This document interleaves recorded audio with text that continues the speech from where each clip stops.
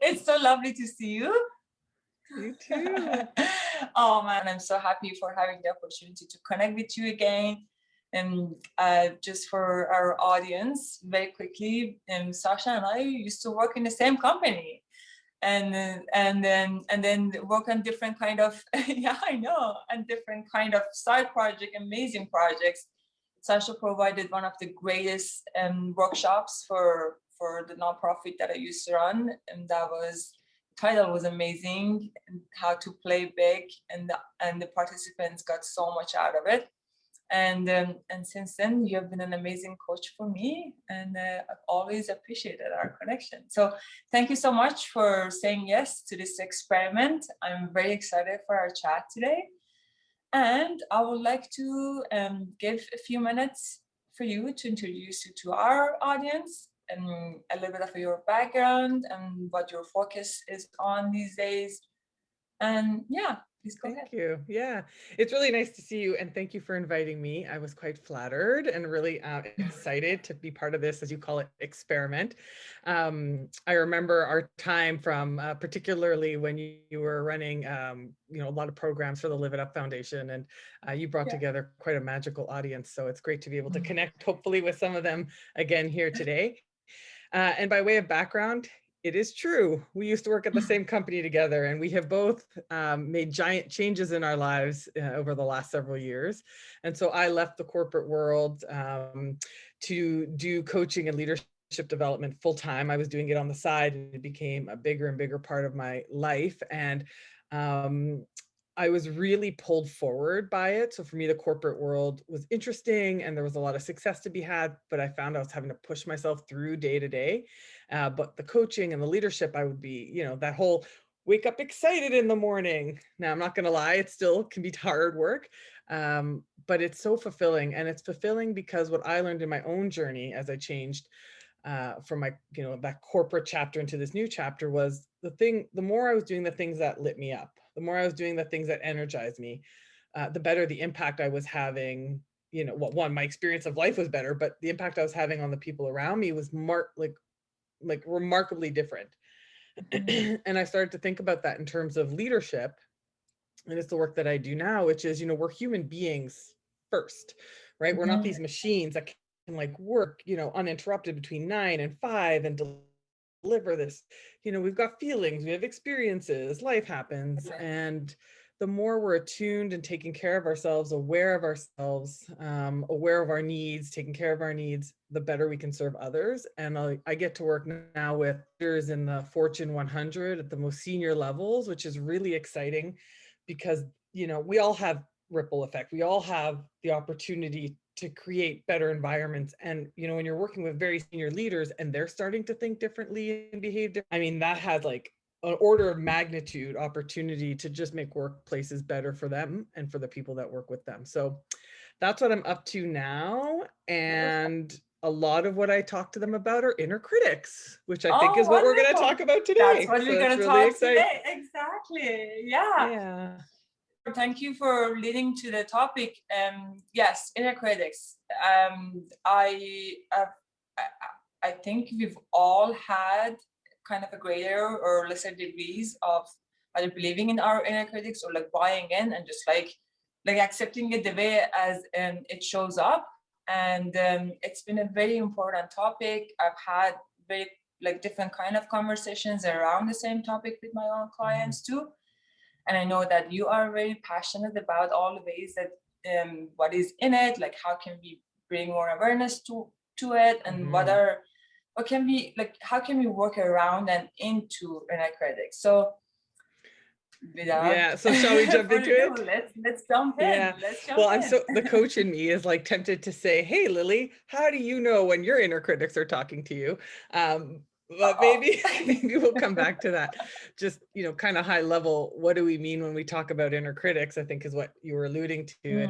And I think about it, there's the neuroscience of it, and then I think about it in terms of life experience. But really, at the end of the day, we all have inner critics. Most of us might not know that they're talking to us incessantly. I kind of think about them like they're these voices on the loudspeaker above our head, and they're so loud and they're so repetitive. we don't like, we kind of have tuned them out, but they're still like, you know, they're still there. And they're really a function of a few things, but it's mostly coming from the part of our brain that's in fight or flight. The back of the brain, the amygdala, and I'm sure, you know, most people have heard about this amygdala, and certainly fight or flight. And you know, back in the, you know, caveman days, it was a really useful part of our brain. It's still a useful part of our brain, but it was really designed to to be high alert, to make sure that we are safe and that we're well taken care of. And, you know, when there were tigers and bears and lions, oh my, you know, it was our physical survival. That part of our brain still gets activated, but it's no longer as much our physical survival that activates. It's our social survival. So it's, how am I doing at work? How are people perceiving me? Oh my gosh, I've just gotten 100 emails. Will I be able to get to them all? Social media, comparing ourselves, that really activates the back part of our brain that is hyper vigilant and looking for all the different threats. They're different threats than they were thousands of years ago, but our brain still sees them as threats. And even as I'm talking about it, I can feel my chest tightening. Me too. I know. My breath. It's like, yeah, I was like, I wish I had a glass of water here. I know, right? So that's when we take a breath. But this fight or flight part of our brain is kind of like, it's like this little creature. It turns into these like little creatures that turn into these big monsters that just start speaking to us. And it's a manifestation of being in fear. It's sort of how I think about it. And often what happens is like the fear needs a voice, and it's speaking to us, and those are the inner critics. It's the voices that are like, they're not actually who we are, but they're the voices our brain has created to try to get our attention because it believes that there's a danger. And what's interesting about inner critics is they feel terrible. Again, we're both feeling it. You know, they're often, I call them like saboteurs too. They sabotage some of our, like the things we really want in our lives, and their intentions are good. So it's this like really interesting tension between, oh my God, these voices that are like making me afraid or making me say yes to things I want to say no to, or making me not going on the thing that I really want to do, but I'm scared to do for the job, or, you know, making me nervous before I do a presentation. And I don't like any of that. And yet realizing that it's actually coming from a good place and building a new relationship with what is naturally occurring in our brain, so that we can work with it instead of fighting against it. And that's the work I do for myself, and the work that I try to do with others, because when we're unaware of what the inner critics and those voices and the loudspeaker are saying, they're the ones that are driving the bus, right? And if we're unaware, we're like, oh, we're making all these decisions and we're not even aware of it. But if we can start to see like, oh, I don't feel very good. I wonder what these voices might be saying. Are they even speaking? Normally they are when we don't feel good. And what are they saying? Oh, and do I believe that? Is that the, and then now you've got choice about, okay, well, who do I want to put in the driver's seat of the bus? Because if we don't check in, you know, 80% of the time it's going to be the inner critics. So yeah, totally beautiful. Yeah, and you brought up a great point in terms of the kind of a positive intention in inner critics. So could you give us an example, like let's put ourselves in the world of a leader of an organization or a team. What kind of inner critics they might deal with, like regularly or like occasionally, and then what would be a positive intention that those inner critics might have? Well, I mean, I'll talk about myself, because, you know, that's the only experience that, you know, I can really relate to it. You know, I think back to whether, like, let's say going for a promotion or putting my hand up for a new, you know, big high visibility project. There was a part of me that is very courageous and very brave and knows I can do it. Like, and that was like, you know, like I can totally do that. And then at the same time, you know, I remember feeling like, no, you know, my heart, I don't know if I can, you know, and all of a sudden all these thoughts start to go in my head, like, well, what if you don't do it well? What if you put your hand up and then, like, you know, you're really good at, like, these are the inner critic voices, like, you know, well, that you're the right person for the job, but they're going to find out you can, and this is going to be the time they're going to find it. Right. And like, so my inner critic's like, you know, my insides are like, you can totally, the inner critics are going like, I don't know if you can do it. And then they're going to be like, and then if you do it, like they might find, so all that monkey mind. Mm-hmm. And then when I really really checking in with myself in those moments, or, you know, and reflecting, it's my inner critic is a manifestation of this part of my brain that wants to keep me nice and safe. That is really its intention. So what is it Absolutely. about, why are you saying all this? Like, how does this keep me safe? You saying all this to me. And when I really looked, it's like, I don't want to, you know, it was like, oh, well, I don't want to disappoint people. I don't want to Yeah. disappoint myself. I'm, you know, and then some really even, and some base fears around like, oh, well, if I do mess it up, you know, like, will I be able to keep my job? So security all of a sudden is like, you know, so it's trying to protect me from doing something that might destabilize my security, doing something that might destabilize the connection that I have with people, because, oh, they might not think I'm that great anymore. Will they still like me or want me? So it's like, deep down inside is like those fears of acceptance and security and those base needs. And it's the voice for me. And it's, I don't love the voice. I'm still building a healthy relationship with the voice. You know, makes me afraid and makes me second guess myself. And when I really check in with it, it's trying to protect me. And when every time I go like, oh, you're just trying to protect me, it takes the power for me. It helps take the power out of all of those like statements it's making, because the inner critic can say some pretty ugly things and some pretty harsh things. And to go like, oh, you're trying to keep me safe. And it's not helpful. What you're saying to me is not helpful. It's not helpful. So Exactly. it's really just trying to keep us nice and safe. Our brains don't like something new. It doesn't like ambiguity. It doesn't like all of that. But there's also the part of me, and I imagine, I see this in you, so I imagine it's true for you.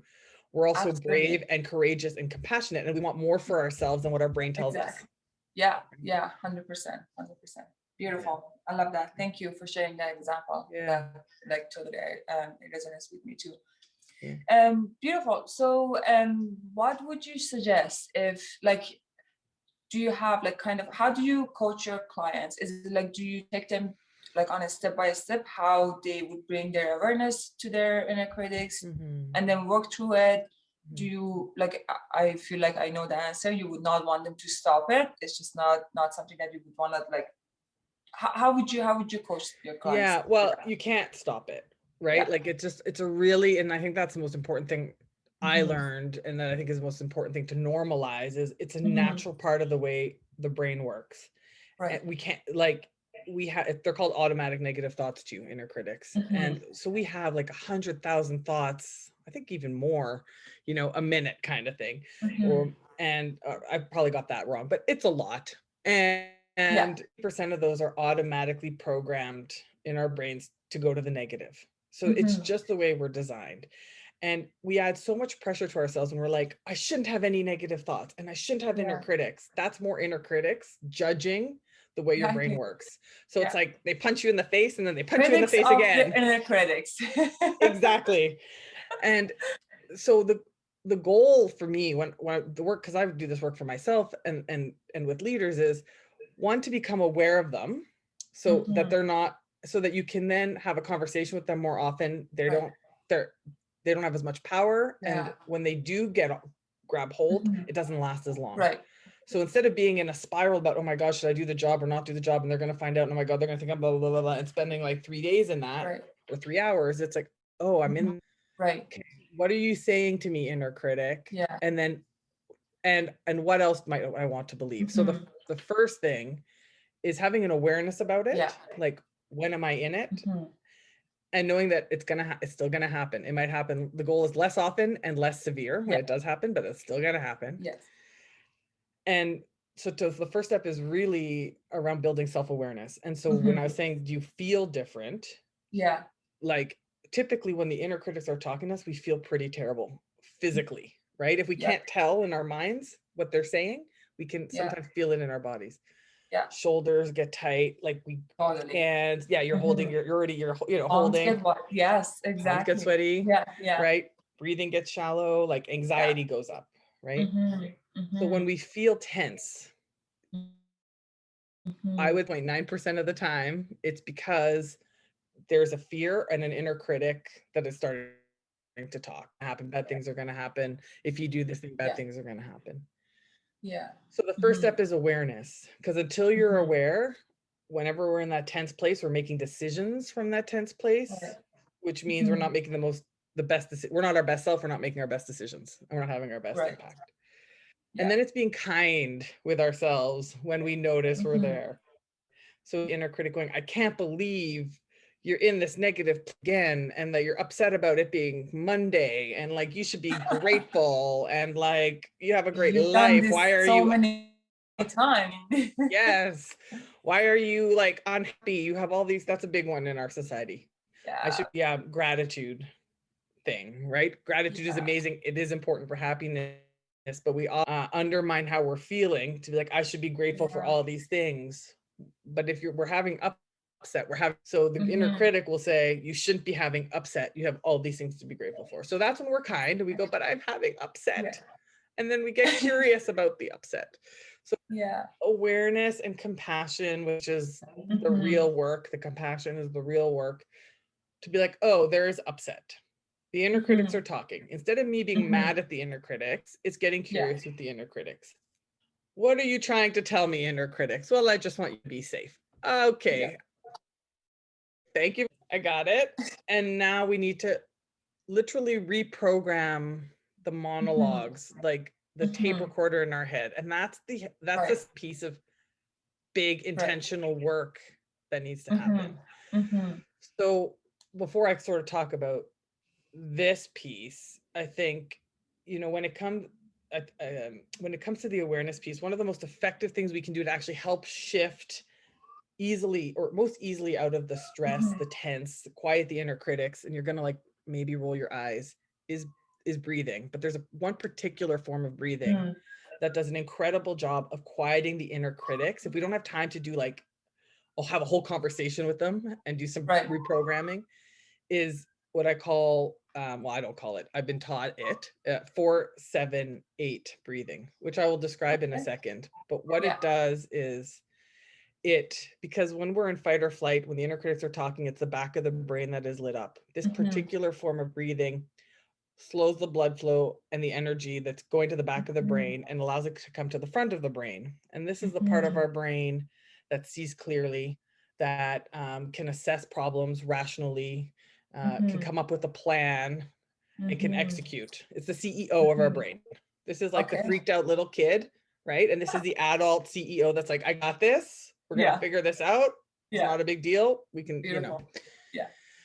And so as we sense that we may be tense, as we start to hear some pretty, awful things, if we can hear them, this 4-7-8 breathing can be a quick way to like calm ourselves and see more clearly. And how it works is, should I share how it works?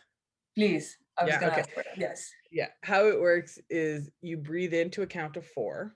Okay. You hold to a count of 7, and you exhale to a count of 8. Got it. And what that does is, as you hold your breath, it's slow. There's no blood flowing as much, right? And so it more quickly moves the blood than when you breathe out to the front of the brain. So it's just generally speaking, breathing techniques where you breathe in for a lesser period of time than you breathe out are some of the best techniques for shifting anxiety and shifting out of fear, and getting to presence.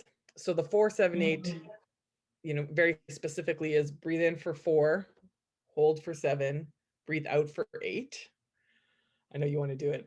I know. I'm doing it. I know. Yeah. You do that 4 times. Okay. Oh my God. Like even just like doing it once and not even like counting properly, I feel the shift and the shift of the energy on my chest. And like, I felt like the crown of my head was lighter. Oh my gosh. I love it. It's like, it's true. It's incredible. I did 3 last night. We were stressed in bed because we're trying to buy like a house, and it's really stressful. And we're like all the worst case scenarios. And so I said to my partner, I was like, let us breathe. And we did 3, and I could feel the wave of like relief come over me. So that's incredible. It was powerful. So if you were to do the whole kind of practice, it would be do 4 rounds of the 4-7-8, breathe naturally for about 4 breaths, and then do it one more time. And you may find that you're going to be ready for a nap after, because it releases so much of the chemicals that's also been held in our muscles right? Mhm. Yeah. But you can do it in a meeting like you just did it, right? Like I often do Yeah. it, nobody really notices when I'm driving. No. Yeah. Um, Yeah. I don't necessarily do the full cycle because I do tend to want to like lie down after. Yeah. I was gonna say we don't want to take a nap behind your wheels. Yeah, exactly. So that's one of the most effective ways to just switch the brain chemistry and the blood flow to quickly get out of those acute moments of stress and anxiety. I think we could all benefit from doing that a couple of times a day Yeah. anyway. Yeah. But the Yeah. longer term practice to really put ourselves, our best selves in driver's Mhm. seat. And I think you've had those moments, I'm sure, where you're like, yeah, 100%. I have it every day. Yeah. well, the inner critics or the best self moments? I mean, either or. Either or. Yeah. I thought you were saying, yeah. Yeah. Well, so, how does it feel when you're kind of like on top of the world? Oh, like shoulders are open, wide open, and like I breathe really deeply and like definitely have a biggest smile on my face. And I'm like, the world is The mine. world is I'm mine. coming. Yeah. And I've seen you in that place, right? And it's like Yeah. super amazing and Mhm. it's so magnetic and it's so like Yeah. inspiring and it's powerful. And Yeah. like to me, when I Mhm. think of my own life, I feel better about myself when I'm in that place and I'm in a place of like, Right. you know, fear and and soothing myself. For me, it's eating. Other people, it's Yeah. like alcohol or whatever, numbing those Mhm. feelings. Um, like I love it when I know that I'm reaching into potential, when I'm stretching and I'm growing and I'm like Yeah. courageous. We can't live out there all the time. Mhm. To be courageous and bold all the For time, we need sure. to rest. Mhm. Um, but I want to pick that more often than my Yeah. saboteurs want to pick that. Than my inner Yeah. critic. My inner critics would keep me away from the edge all the Yeah. time, Yeah. right? It's because it sounds more safer and like, Of course. yeah, less Yeah. risky. Of course. Yeah. Yeah. And the bigger the thing we want, more exciting the thing, the bigger the leap, like a career change, a job change, Yeah. the Mhm. louder they get, right? Yeah. Because their job is to keep us nice and safe. You don't like ambiguity. It makes up like all these different reasons why it's a bad idea. Mhm. And at the end of the day, I know for me, I don't want to have lived my life. And I still make decisions. My saboteurs still make decisions for me, my inner critics. Mhm. But I don't want to have Mhm. lived my life going like, oh, I let them decide the journey, Like Yeah. I Mhm. think I heard this thing, I think Elizabeth Gilbert, she talks about it and she used a great metaphor and she says, the inner critics are always going to be like, life is like a road trip, right? You're going down the Mhm. whatever. They're always going to be on the road trip. The difference is like, they're not going to drive the car. Mm. And they don't get to pick the music. They're going to be in the back seat. They're going to be there, right? Yeah. But like, I want to pick the music. I Like love I'm driving, that. I'm picking the music. That's So beautiful. Yeah. I thought it was great That's too. I awesome. thought it was great too. So, you know, the work that I spend a lot of time doing is, those immediate shifts of calm and the breathing can help Mhm. so that you can access the best part of Yeah. us. Mhm. The other part is having to have a conversation with ourselves and building the Mm. muscle that we have with ourselves and the inner critics around, well, I know Mhm. you think this is true, inner critics. What else is true? Right. And Mm. there's some great exercises around that because our brain makes up the stories. The inner critics make up these like crazy stories Mhm. about what might happen. Mm. They're going to find out you don't really know how you're Yeah. doing to do your Yeah. job. And then you're going to get fired. And it's like, Right. when you zoom out and you look at it and you're calm, you're like, well, that's extreme thinking. Yeah. Like that Mhm. is, well, what is more likely to be true or what else could be true? Right. And so to do work around that, and there's a bunch of tools around that too. And I don't know if like, we want to get into it, but that's where the long-term changes happen. The long-term transformations Mhm. happen. The breathing calms us in the moment. It's really Yeah. helpful. And the Mhm. transformation becomes really hearing what our inner critics are saying to us Mhm. and then having a conversation back with them to say, thank you. I hear you. I know your intentions are good. And Mhm. what I also Mhm. want to believe is that I have done this before. Yeah. I've worked in the corporate world for 13 years and I put my hand up before and Right. I've always been able to figure it out. Yeah. And I've got the support of people and people Yeah. want to see me succeed. And I know that I can figure it out. And even if I fail, I'm going to learn something. And Right. all the other talk that is Yeah. equally true and Right. so much more empowering. And that's actually the journey of self-love. It's Yeah. to like this conversation with ourselves that's empowering and loving Mhm. and kind, and reprogramming ourselves so that when we feel the niggle, when we feel the tension, to go, whoa, you guys are trying to say something and I appreciate it. And let's hear what you have to say so that I can then say, Yeah. I can stand in something Mhm. that's more powerful and put myself Yeah. in the driver's seat. So yeah, Beautiful. That's very yeah, practical. I absolutely yeah, love that. yeah. Thank You're you. welcome. I really enjoyed all the tools that you shared in terms of like how to bring awareness, the breathing technique and everything. And what I actually value the most is your focus on how to work through it instead of like pushing it back. And like as you mentioned, there's no way that we can actually push it back. We have a few minutes to finish to wrap up. And I know that some people, like few clients, show up and they say, oh, this is a problem that I'm dealing with and I really don't want to have it. I just like totally don't want to deal with that inner critic. I'm like, well, can we, is this like, are we is this a problem that we would want to fix, or is it actually an opportunity that we can actually grow through it if we just bring more awareness? Because again, if you look into the good intention behind inner critics, it's just like safety, security, and like being like ended up in a better situation, which sounds to be risky and like kind of ambiguous at this point, but if you actually like allow yourself to be present to it and know the gift into that, then as you mentioned, like you are the one who's gonna write that drive that. You get to choose where you want to go and what music you want to play on. I totally agree. I Yeah. think we like, let's celebrate because the inner critics tell us a few things. One, it tells us we are playing big, usually, Right. right? We're about to do Mm-hmm. something that's like, on our edge, something that we really want. So it's like, yay, if we're feeling inner critics, it's probably because we're probably thinking about doing some pretty like important things. Exactly. And the other reason to celebrate inner critics is because they're trying to keep us safe. So it's Yeah. like a warning system. So instead of being like, Mm-hmm. oh, the warning system is so annoying, it's like, oh, what are you trying to get my attention about? Oh, Yeah. you want to make, and it gives us an opportunity to stop, pause, and be like, needs taken care of.